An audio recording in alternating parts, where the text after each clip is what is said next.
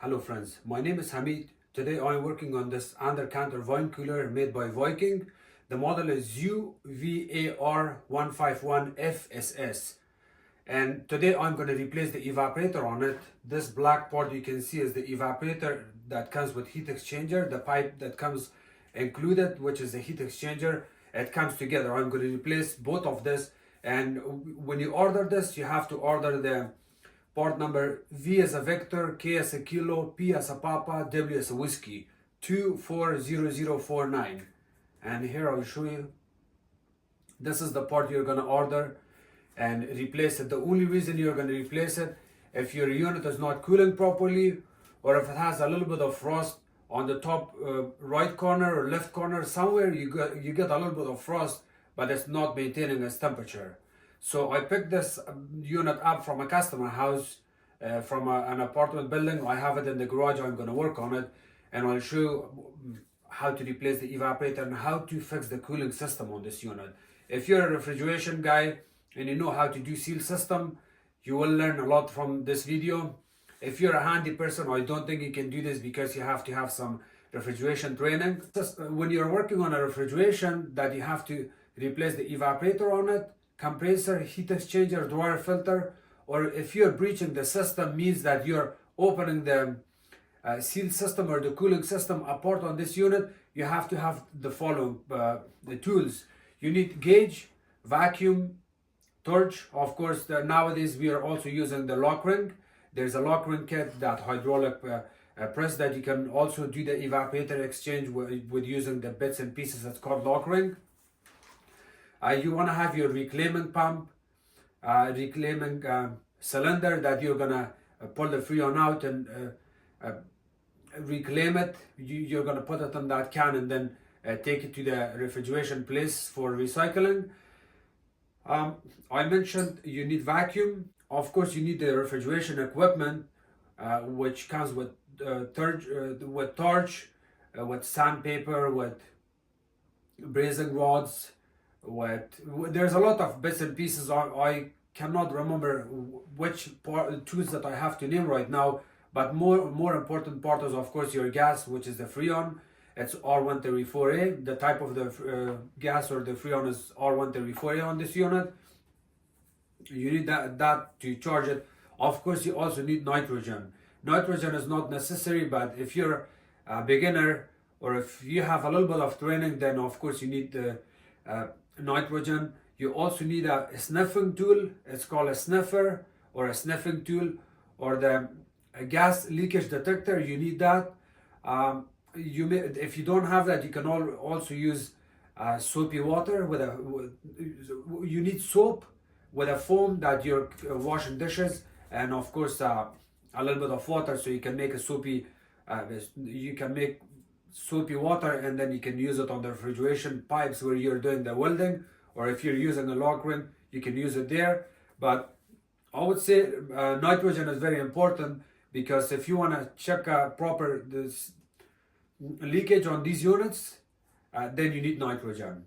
If you're a guy that you know what you're doing, then all of these are not necessary, like nitrogen, a sniffing tool, all of these are not necessary, because you know what you're doing and you're gonna do a proper professional job, and you're confident that you will get it done without any issues. If that's the case, then of course you do not need nitrogen.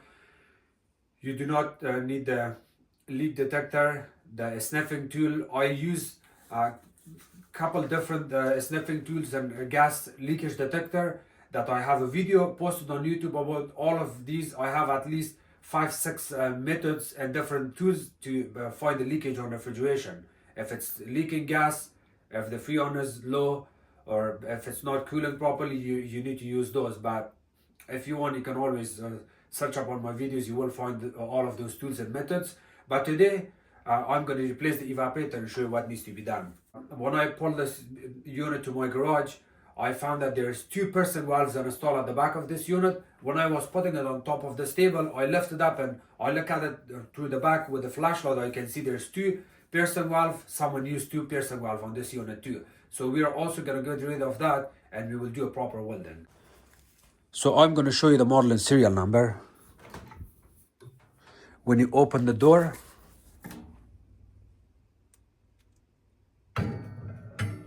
the model and serial numbers.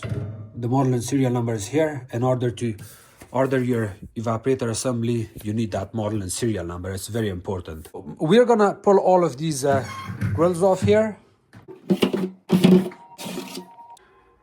And the way it looks, it's held by 1/4 inch screw here and there. This is the way the evaporator looks. It's a brand new that comes in a big box. As you can see, that's the box for it. It comes with all bits and pieces, as you can see here. This is the dryer filter. This is the heat exchanger, the evaporator itself. Okay, so we're gonna get to the back of this. As I mentioned before, I was not the one who did the opening and inspection of this unit. I know that the unit was low on Freon because when I went to the customer house, I saw the evaporator had a little bit of ice buildup, and that told me that there's seal system problem. So I always replace the evaporator when there's seal system problem, unless it's a really expensive unit and I want to pinpoint the leakage, then that's a different case. Otherwise, for these units, I would just order the evaporator and replace it and get it done. As you can see, a lot of screws are missing already here. There's only 2 screws here, and there's 1 here. All of these screws are 5/16. You need a 5/16 drill bit to open it.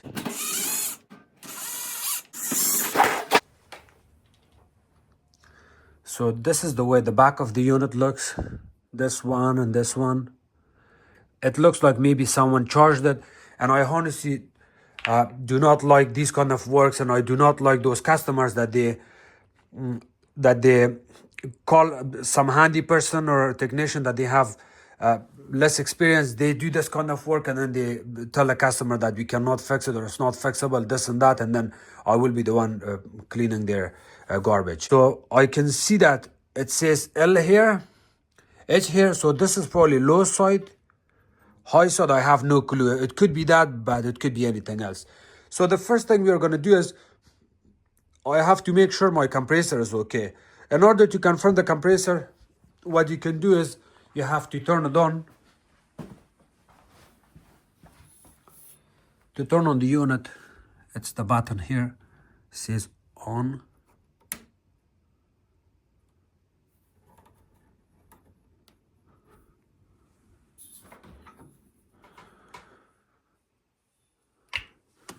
The light is on.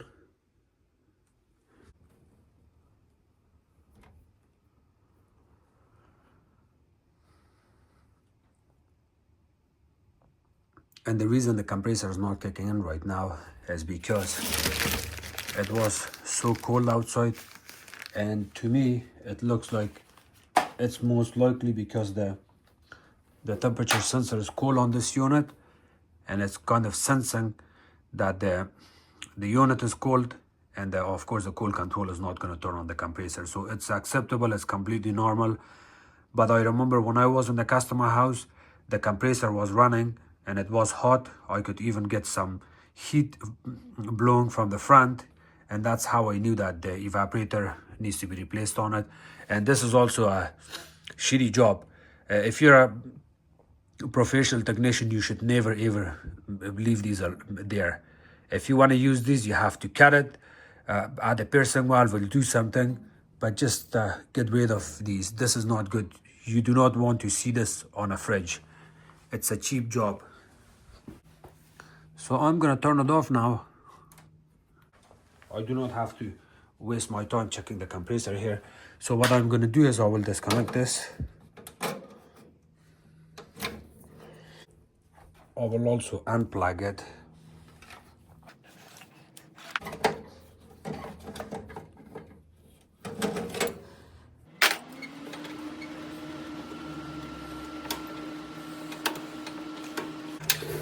Okay, the ground is disconnected. So in order to do any kind of work on the seal system, you want to reclaim the gas, you want to pull the gas out, you want to vacuum it.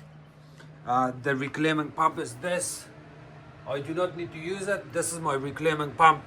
Even if you're not pulling any of the gas out and you're not using the reclaiming pump and the cylinder, you should always have it when you're working on a seal system job, because if you don't have those two, you can get a big fine. Remember this.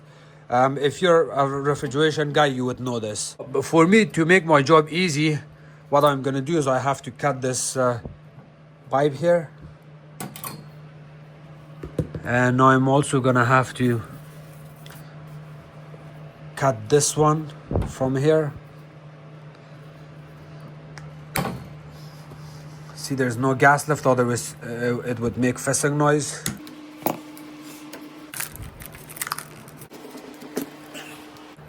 The next thing I'm gonna do is I have to cut this. Gotta cut it right here. Look at my battery. My battery is twice bigger than the flashlight. This is a good flashlight I'm using.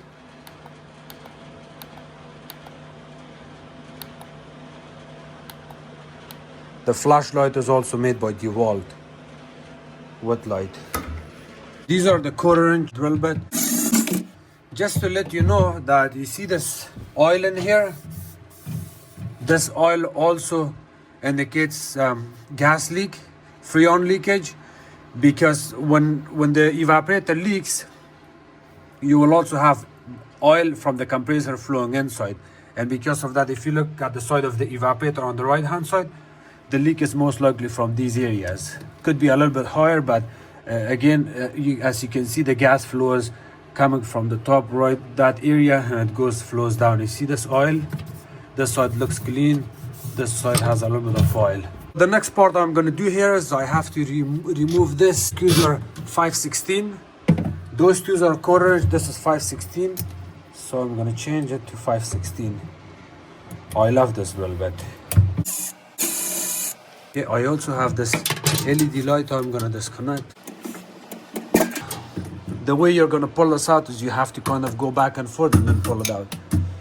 So here you go. The evaporator is completely out. You see the sensor? The sensor stays there like that. And now I'm gonna remove these two screws.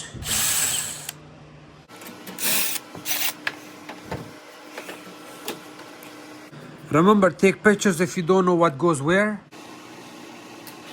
I had to disconnect these. Never pull it out from the wires. Please always hold it from the connector. So this you can rebend it back. And then insert it here. I think I broke it, but I'm probably gonna have to make a new one here. This one is broken, so I will fix this. The reason I disconnected this because I'm gonna have to pull the bottom of the unit completely out to do the seal system on it,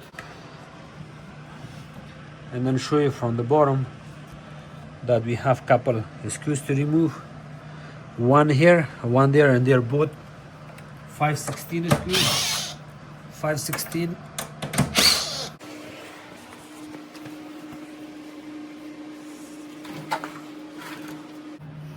You see this one?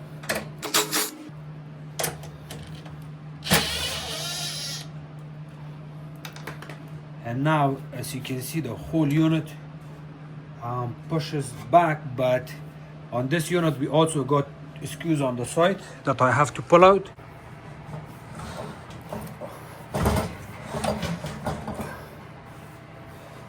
You can see one screw here.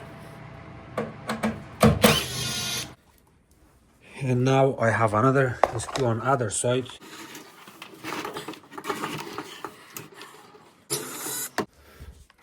Okay, so this is my temperature sensor. I'm gonna have to remove it. As you can see, the black wire is on the right hand side, the red wire is on the left hand side. I'm gonna disconnect both of them. You may want to take a picture if you want to do that. Yeah.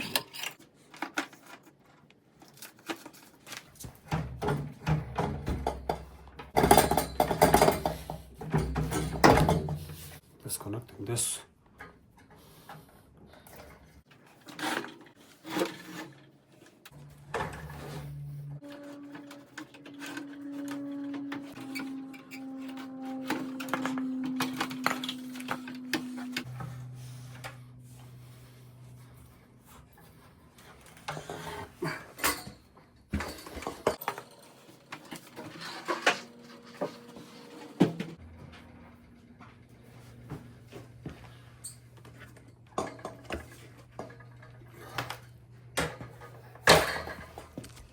Okay, you can see the whole complete seal system unit is here.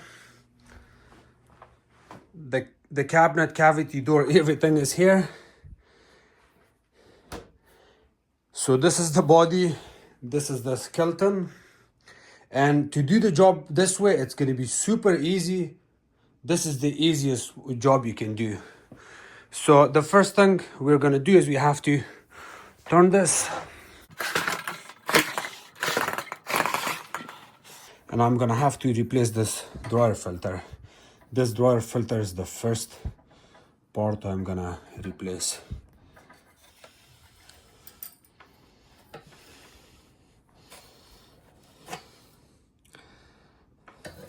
This is the dryer filter side that goes on the heat exchanger capillary tube, and then this one is the access valve, and of course the evaporator, the heat exchanger from the evaporator goes in here. I'm gonna pull this out. I'm not gonna pull this out, but I'll add my access valve here, and then I will have to replace this dryer filter. So let me get ready for this.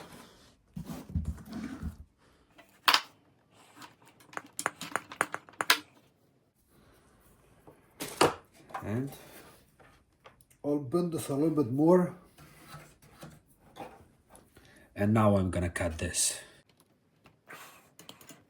So the way I'm gonna cut that pipe is, you see these 3 wheels, there's 2 bottom wheels, there's 1 cutter on the top.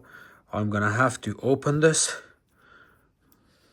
open it more bigger, and then I'm gonna bring it like that, see, like this, and then we tighten it between these 2 wheels, and the cutter is gonna come from the top.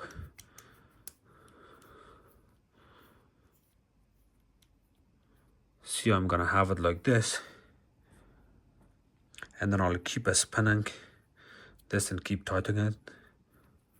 You keep spinning it and keep tightening it every time. And I'm just gonna do this practical. I was just showing you how I'm gonna do it. So bring it here, retighten it, and now I'm gonna have to bring it a little bit up. See, I will spin this. I would say spin it 2 or 3 times.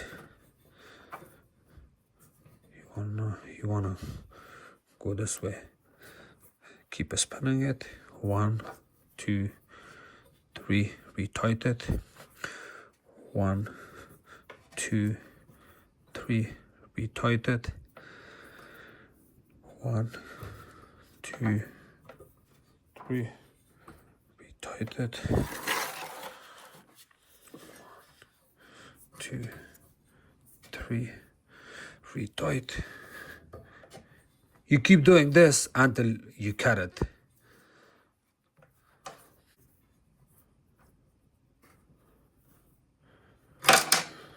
Okay. Now my plan is to cap off this side, and I'm gonna use only this side. It doesn't matter if you use this or that. It kind of, you have to cut it and install it in this way. But for me to make my job easier, I'm gonna actually install the longer side here.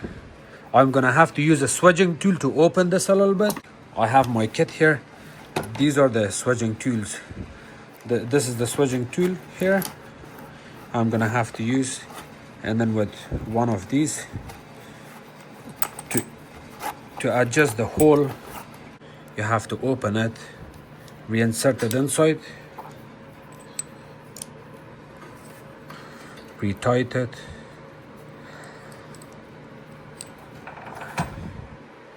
once you retighten it, you want to go this much only.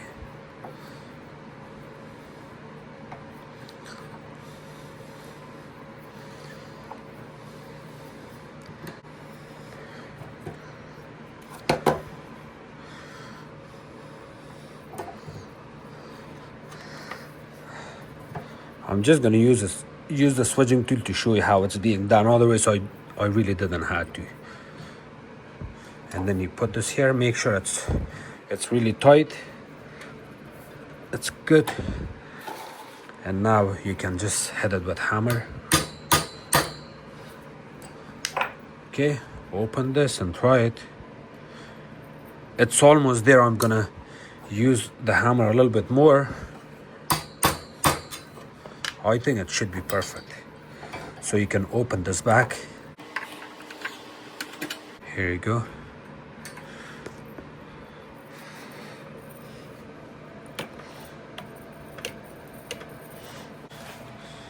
You can use a cloth like this or sandpaper to clean this area, because when you're doing the welding, you want this spot to be very clean. If it's not clean, then you're gonna have a little bit of hard time welding the copper hoses together. The copper pipes, adding them together may not work properly. You can use sandpaper, and I even use a steel brush. I will show you. I have a special brush, this one. I add it on my drill and I use my drill in here. I'll do it and show you. You can just have it here and then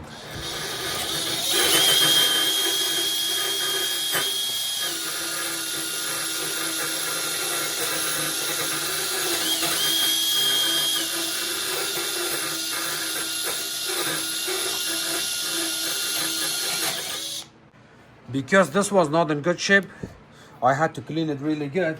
And you can also use a mirror to look at the back of it to make sure it's clean. I can see it's looking clean. And since this pipe from the dryer filter is in your hand, you can just use this to clean. As you can see, you do not have to use a steel brush. It's clean enough. And now I'm gonna add it right here.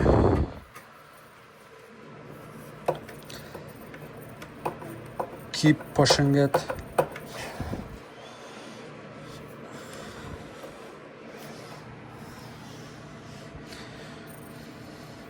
And any position you want it, you can adjust it. I'll leave it here in this position for now. I'm gonna do my welding here. Do not forget to use flex. Add your flex on here.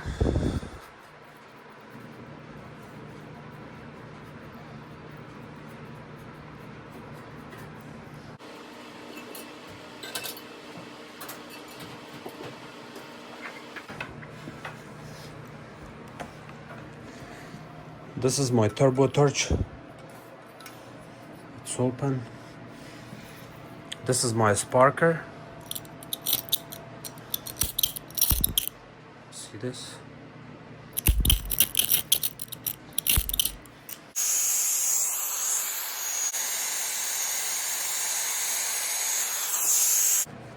To confirm that your weld is good and you did a good job, well, of course you can see it from the front, but from the back you have to use a tiny mirror like this. Looks beautiful. See, there's no opening.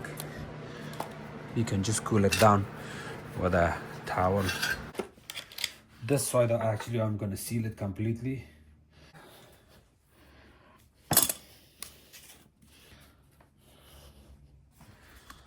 Just like this. Add a little bit flex on it.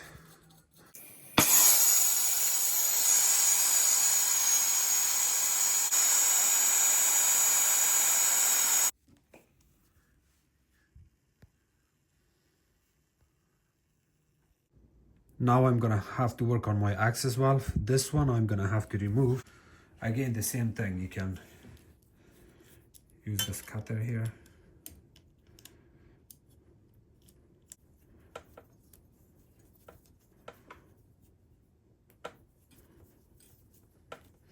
At this moment, you do not have to work hard on it. You can kind of go back and forth and pull it out. So I actually keep 3 different sizes of access valve to make my job easier. Whichever fits here easily without switching, I'm going to use that. I know this one will fit easily. This one will go on top. I think I'm just going to use that.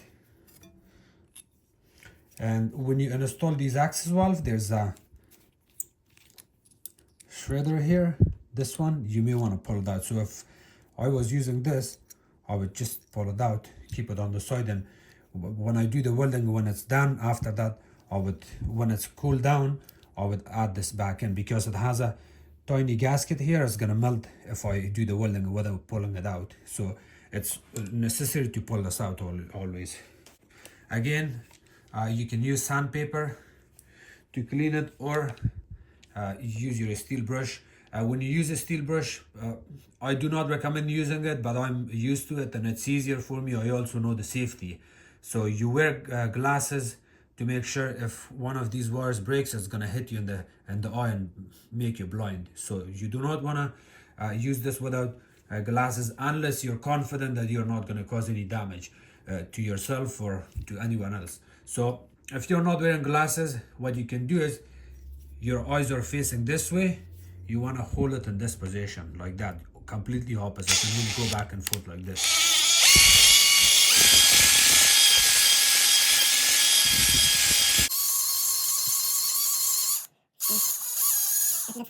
And the same thing, you wanna, right now it's facing my eyes. I'll show you. This is facing my face, so I do not want it in this position. If I want to work like this, then I'm gonna have to really get in front of this, and then I'll do the cleanup like this. So that way I'm completely on the safe side. Kind of hold it.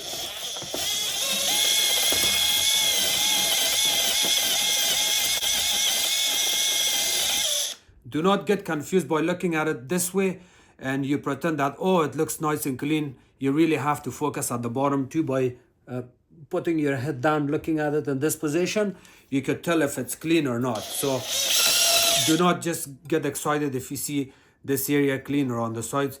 You also have to remember that you want to clean the bottom too. Okay,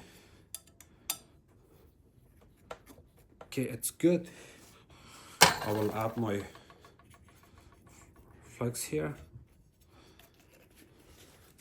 and start doing my welding here. If you're working on a floor, you may want to protect the flooring by adding a piece of steel or paper towel, like a wet towel, just in case if the silver solder, the solder falls down. If you're using too much and it falls down, it's going to damage the floor. So for the safety of the floor, you may want to use a heat shield like this, or just a wet towel, a large one. That way you're on the safe side.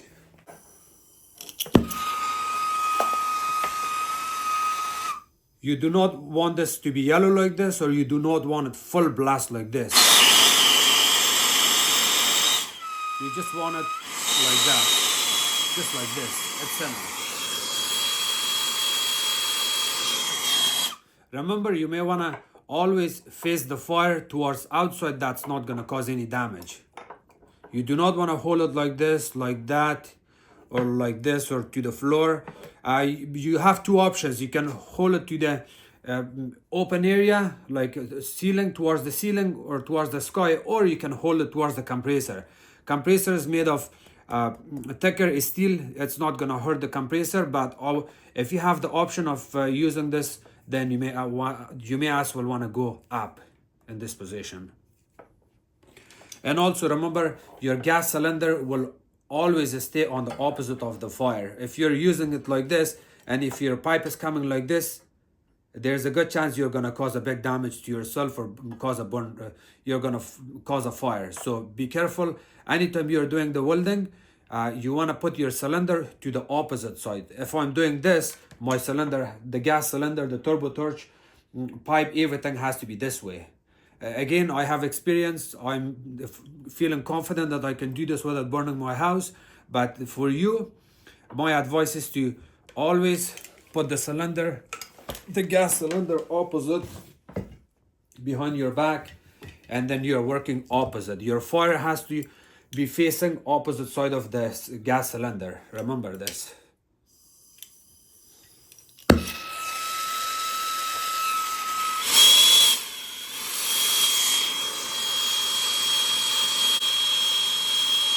You can also go back and forth like this, but not necessarily.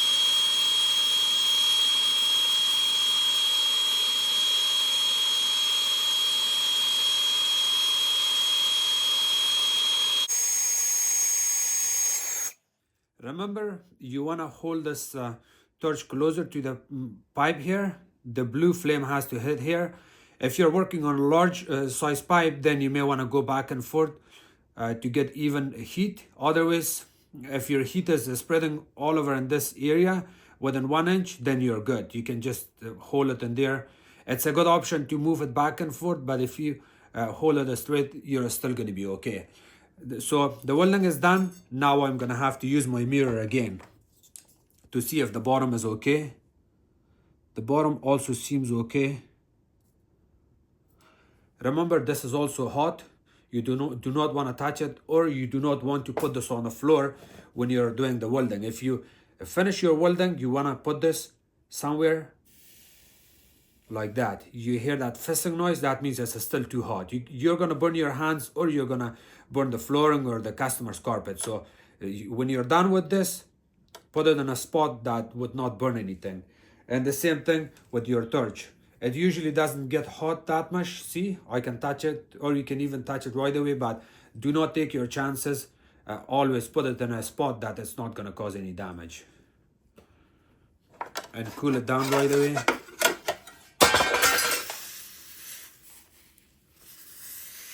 Do not burn your fingers.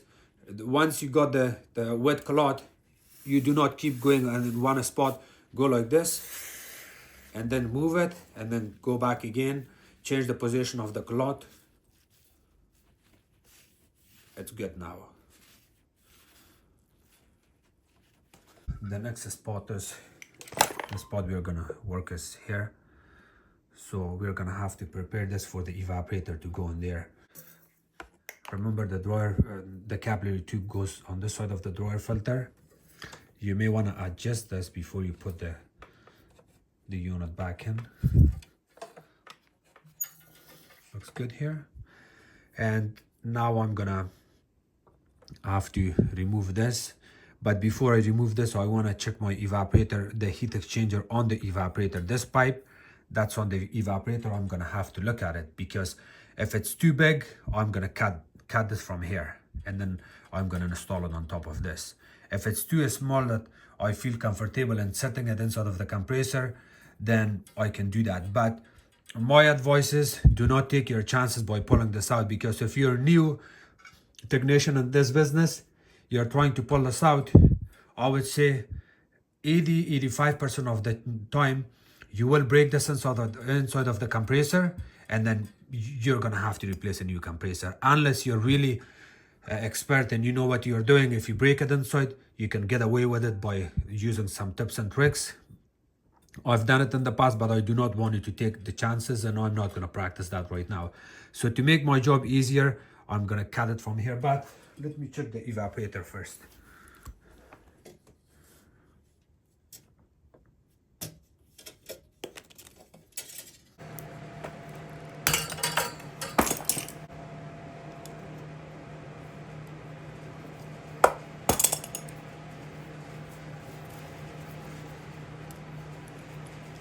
I will cut this quickly.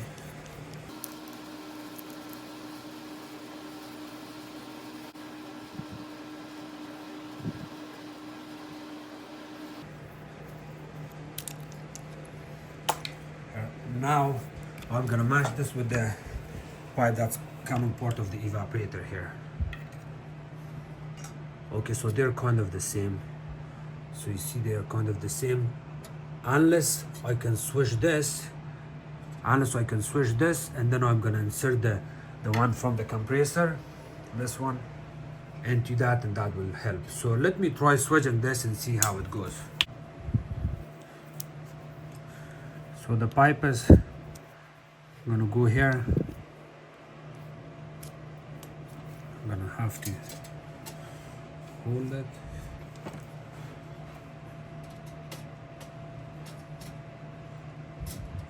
This is the 1/4 inch. You see it, I have the sizes here. 5/16, 3/8, 1/4 inch, 1.5, 3/16, 5/8. So I'm going to use the 1/4 inch here and set it only this much.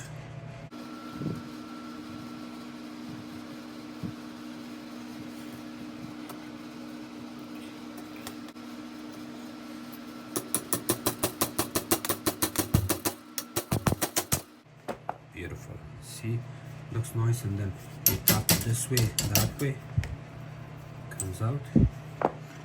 And this pipe I cut it from the compressor.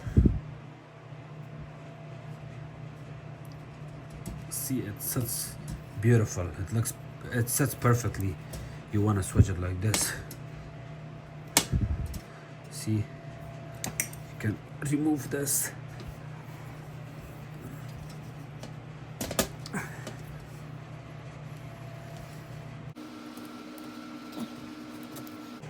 I would just keep opening it. I would say I would even go right here.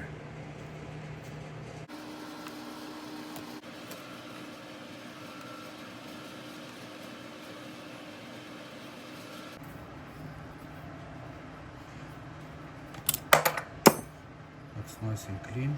Like my face is gonna be here, not on this side, not on that side. My face is gonna be straight here. So then I'm gonna use this.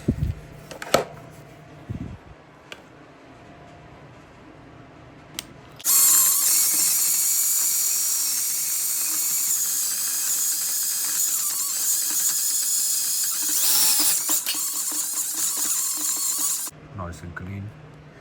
You also have to look at it from the bottom. And if you cannot see it from the bottom, you can always use that small mirror to look at it to see, make sure it's clean. And the same thing, even it looks clean, you still want to use sandpaper and do a little bit extra cleanup. You don't have to use sandpaper, you can always use this. I like this kind of cloth for cleaning.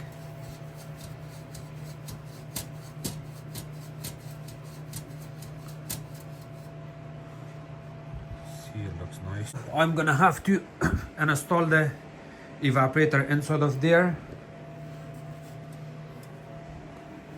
So we are in a stage that the door is more heavier than the whole cabinet. Look, it's almost falling down. So to be on the safe side, you may want to put something heavier here. I have this lock ring here. It's very heavy. I'm just gonna put it right here to keep it safe, and then I'm gonna work on my evaporator after that. To insert the evaporator inside, we're gonna have to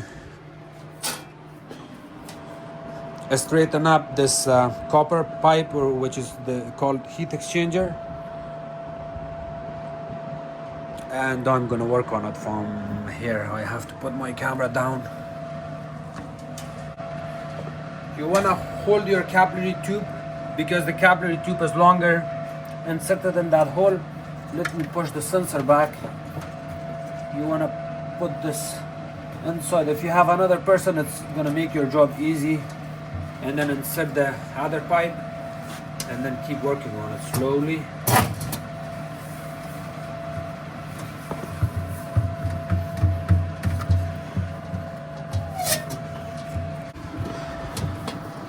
So when you insert your evaporator, see the way the pipes are coming here from the back of the evaporator. This is the position you're gonna push it in. Keep pushing it in.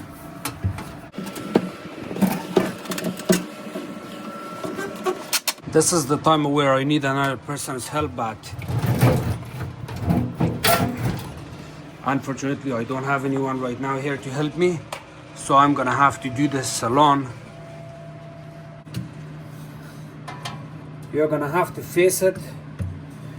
These holes would kind of get aligned with those holes from the evaporator, and then hold your hold your drill, line it up, drill it in. Do not over tight it until you get this side ready.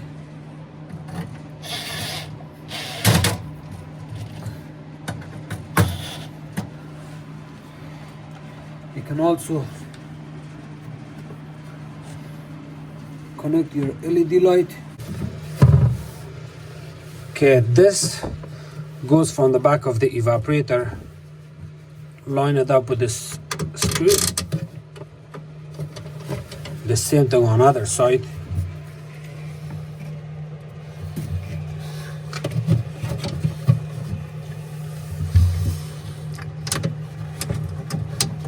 I'm sorry guys if you cannot see it, because this is a really tight fit. I cannot even put my hands here properly, but I'll show you when I pull my camera out.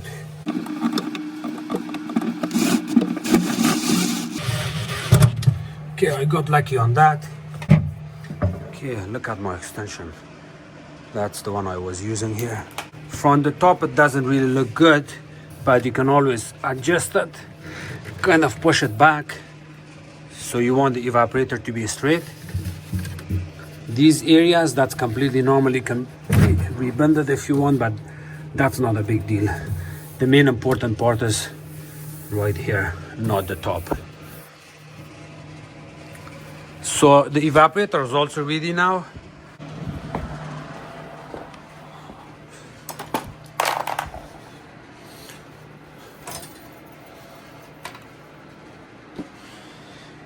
So now I'm back to the start. I really hope there was someone to help me with this, because I needed a little bit longer table so I can put that cabinet and then push the seal system completely to the bottom of that. But this, I'm sure this is going to give me a hard time, and I really hope that I don't break the glass on it, or I hope I don't damage anything there.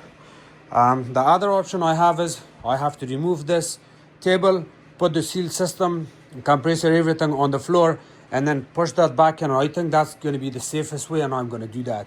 This you can reinsert it back in right here, and then you can use its cap. See this cap to reseal it.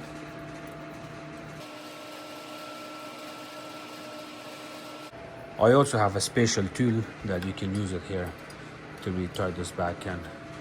See? Kind of go like that.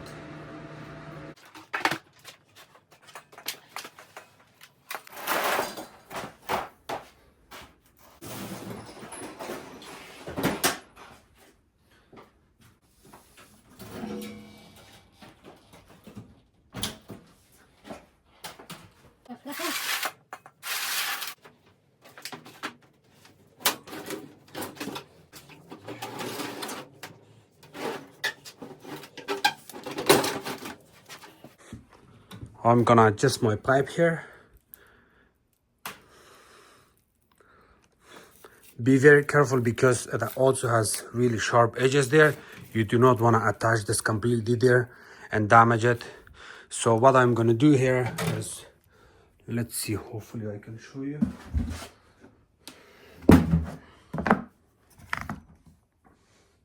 I'm gonna have to put one of my fingers here, or you can even add a grommet. This grommet that comes with it, kind of slide it inside, push it all the way to the end there, and then from there, now you can bend this. You still have to be very careful with this. See that?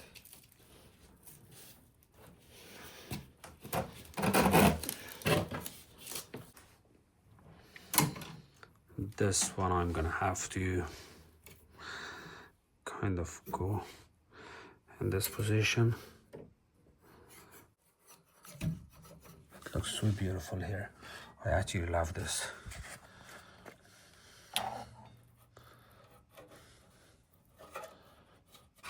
Remember, you want to protect your flooring, so add some kind of protection here. Wet towel underneath here. And I also forgot to mention something. Sorry, I did this a little bit too fast. You do not want to add this until all the bracings are done. I know I got opening here, that's not an issue, but just to make sure I have good flow there when I'm doing bracing, I would keep this still off. To make your job easier, if you're a beginner and you don't know how to do this properly, you always bend the tip a little bit like L shape. This makes your job easy, because when you're doing bracing, you can kind of go like this and like that at the bottom. See, you can even go there. So this is also a good tip.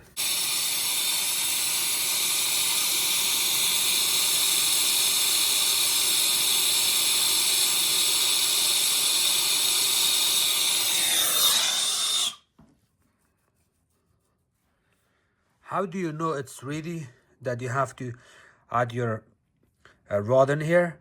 When you see this turning a little bit shiny, more shinier and wetty color, glassy color, that's the time you know it's ready, and then you have to kind of go back and forth. Remember, do not put this on the ground. Please always use a mirror if you're welding. And also, you may also want to use a flashlight, because flashlight is so important on these. You want to kind of hold it like this. From the spot where you want to see, you kind of hold the flashlight like this. So that way it will really clearly tell you that if it's good weld or not. You want to add your sensor back in since it's open apart. The black one was on the right. You also do not want to forget this drain pipe. You want the drain pipe to be here. Your thermostat wires or the sensor wire. The red is here, black is there. Of course, you're gonna connect this. And now I'm gonna do the last part, which is the dryer filter to capillary tube. You may want to make a small coil from this.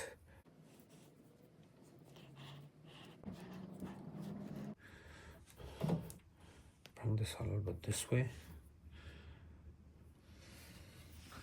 You want to clean the tip of the dryer filter.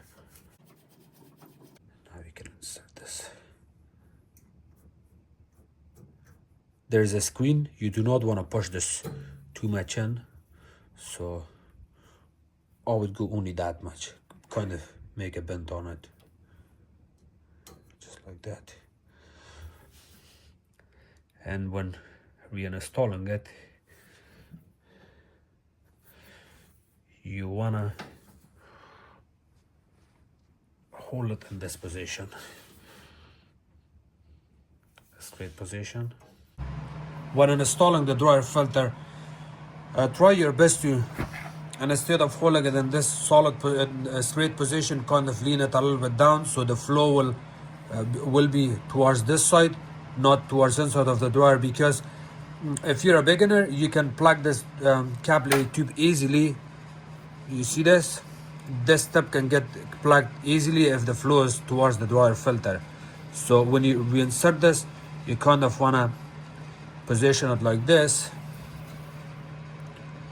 like that, a little bit down. See, it's flowing down now.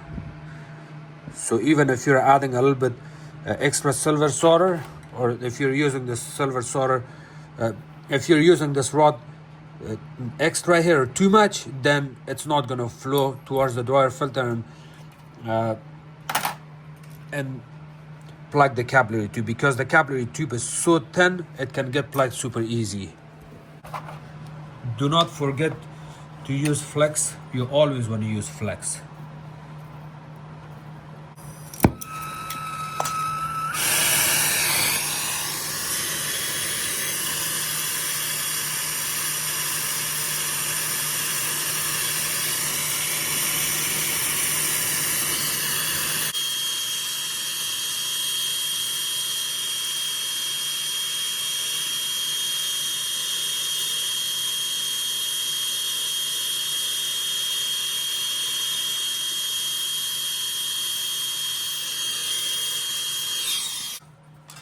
Again, I forgot to tell you to protect the floor.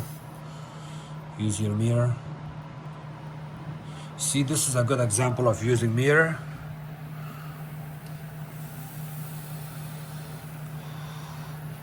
I guess it looks okay. I thought I have an opening.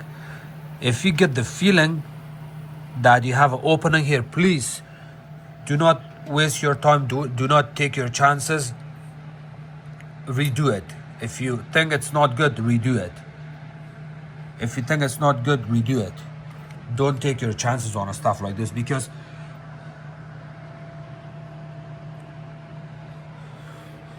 if you complete the job and you put everything back together, you vacuum it and recharge it, and then after that you find out that the cooling system is not working, you're going to be very frustrated. But if you focus on smaller stuff and take it serious on your weldings and everything, then you're going to be on the safe side.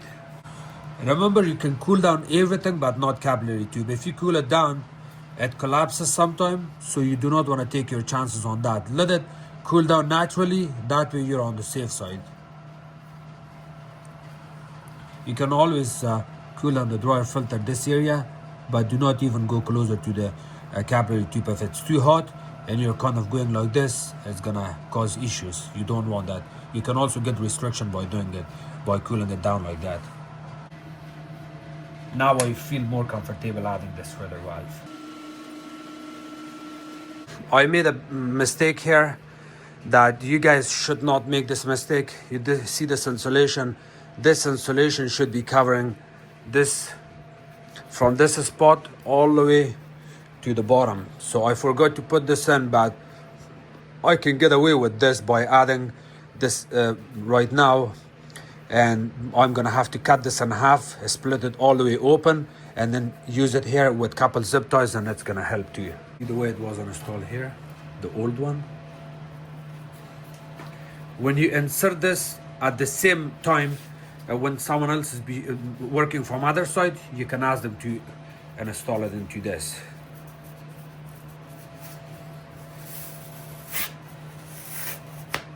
I'm sorry, I can not blame myself at this moment because I'm working alone and making video at the same time, so it's not easy task.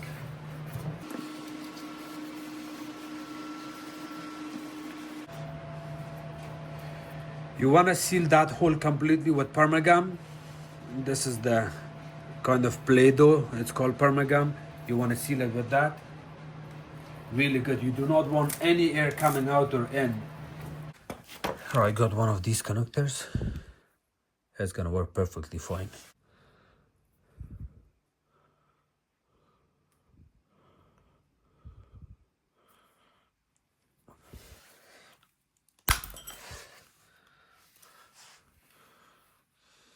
Okay.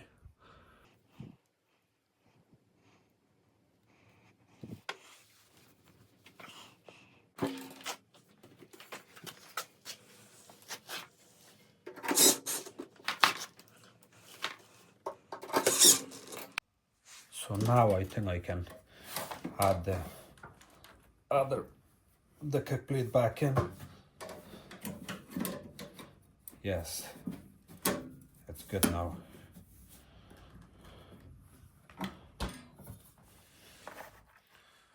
Why I was not able to put the kick plate in, because the bottom was a little bit closer to the top, because the screws were not in, and because of that I was not able to put the kick plate back.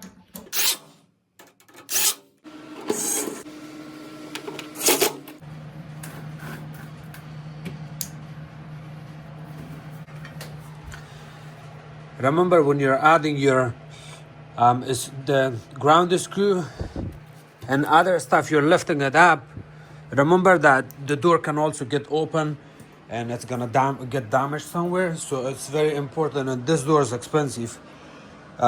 Just be careful, or you can always tape it. When you're done, before you do the rest of the stuff, you can tape the door here, and then you can remove your tape later on. So now I'm gonna use my vacuum. This is the vacuum and my gauges. On the gauge, you want to make sure this is on the 0. This pin, it's on the 0.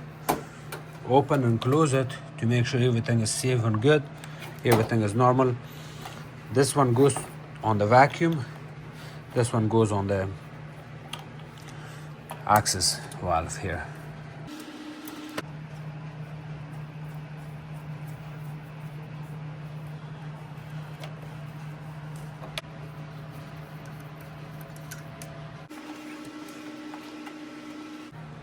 Make sure that your gauges are tight on this side, very tight. Tight here, and then turn it on. When you turn it on, open this completely, or you can open it now. Turn it on.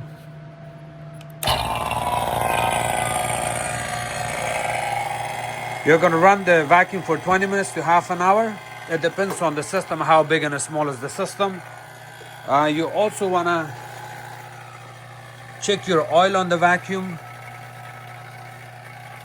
to make sure the oil amount is good and the oil is also not very dirty. And the next 20 minutes while the vacuum is running, you can also do your organizing your tools, clean up, and then after 20 minutes you would be able to recharge your system. And remember, when you're vacuuming, your vacuum should go from zero to the vacuum side, like under zero right away within a couple of seconds.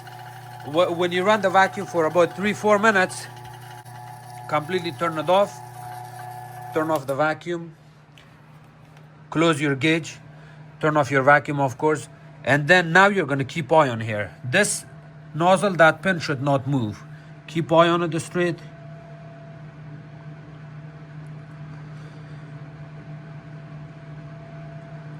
If it's moving, you got leak somewhere. You did not do a good job doing the welding. Maybe you missed something, or there's maybe there's issue. Everything seems okay now. You can keep it closed, turn on the vacuum, and then turn it back on. Not moving the pin. Keep eye on it. Seems okay, turn it on. Open it. And now you're gonna run it for complete 20 minutes to half an hour. Okay, so the vacuum has been running for the past half an hour. Looks good. You can also tell by the way the vacuum sounds. It's a continuous run. And now you're gonna close the gauge, turn off the vacuum, remove this, and then get your scale ready. I'm using this Infocona scale for the past 10 years. Never had any issues. And of course my Freon bottle is also here, which is R134A gas.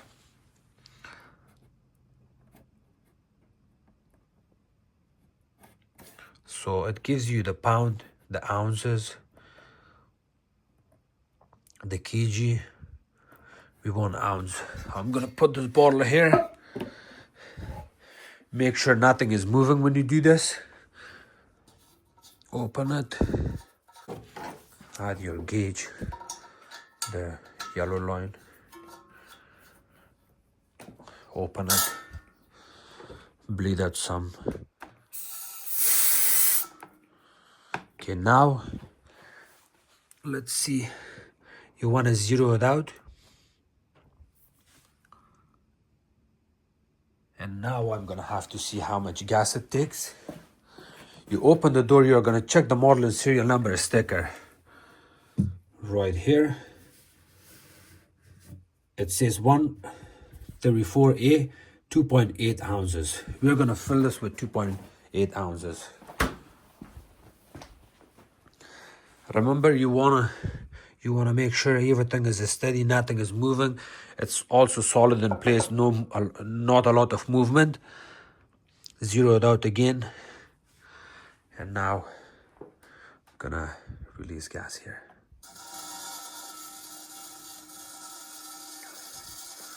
Keep eye on it here and see how much it's filling.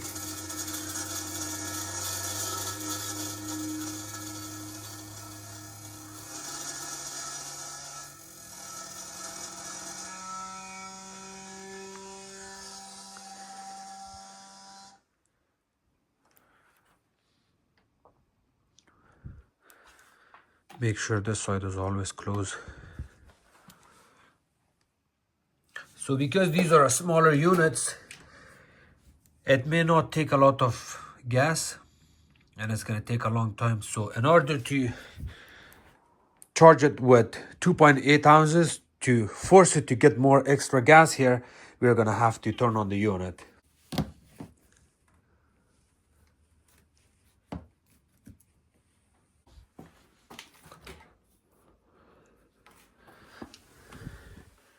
On position. Okay, so the compressor is started. Now the compressor is gonna pull gas. You want to keep eye on it here. And you also put your hand on the gauge. When you see 2.5, you want to turn off the gas from the gauge. 1.75. You hold it here like that. Slow it down. I got 2 ounces so far. So you're gonna keep eye on it here, and you're gonna hold your hand here. Open it.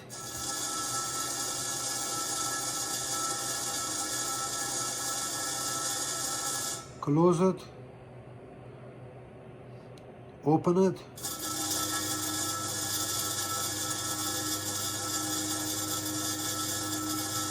Close it. You also keep eye on the gauge here.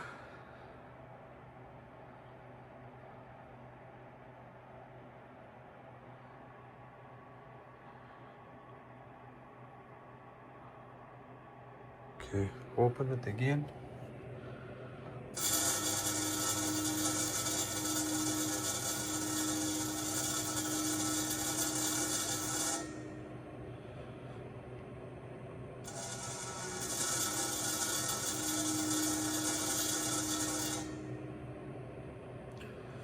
Okay, so it's 3 ounces. I think that's enough. 2.8. If you charge it with 3 ounces, that's still good enough. Right now it's going to the vacuum, but it's gonna take its time because it has to stabilize. Unless I have restriction or I have a different problem, it may not work. And we're gonna keep eye on it. Also, the garage is cold, so it's gonna cause a little bit of issue too.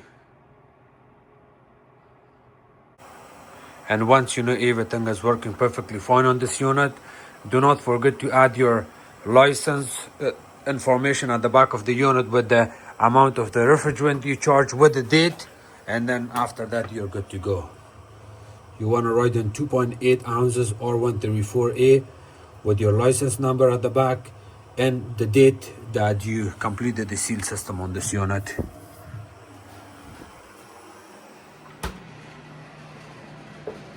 So it seems okay now. When it went all the way to the vacuum, that was not normal.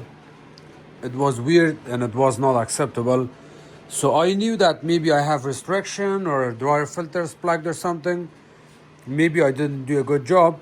So what I did was I removed this dryer filter again, and I look at it inside. There was some kind of gunky stuff built up inside of the dryer filter, as you can see on this corner. You see these gunky stuff right there. I have no clue what it is. I think it's some kind of sealant. And look at the center of this dryer filter. That's my capillary tube. It's not plugged. So I did a good job from here, as you can see. And inside, let me see if I can show you inside. The way it looks from inside. So long story short, I cut this, removed it, and I saw a lot of shitty stuff built up there. So I had to use nitrogen and blow all the debris and moisture out. And then after that, I had to add a little bit of Subco 88. And now the unit is running perfectly fine. The dryer filter I used, and I'm going to show you from inside. You see the frost? The frost is really good here. Goes all the way here. So the unit seems to be working perfectly fine now. This was one of the longest video I made on refrigeration on a small unit like this. Usually it's straightforward, it's super easy to replace evaporator on these units. I have never done evaporator on this unit, but there was a unit similar to this. I've done it in the past and the procedure was almost the same, that you have to completely remove the seal system, part compressor, heat exchanger, the dryer filter, everything. completely separate from the cavity itself. And that's all. Thank you so much for watching my videos. If you guys have any questions, please comment below. Don't forget to subscribe to my channel, like my videos, and share it with others. You can also mention that which country you're watching my videos from, so that way I can kind of get a feeling that there is people watching from all over the places.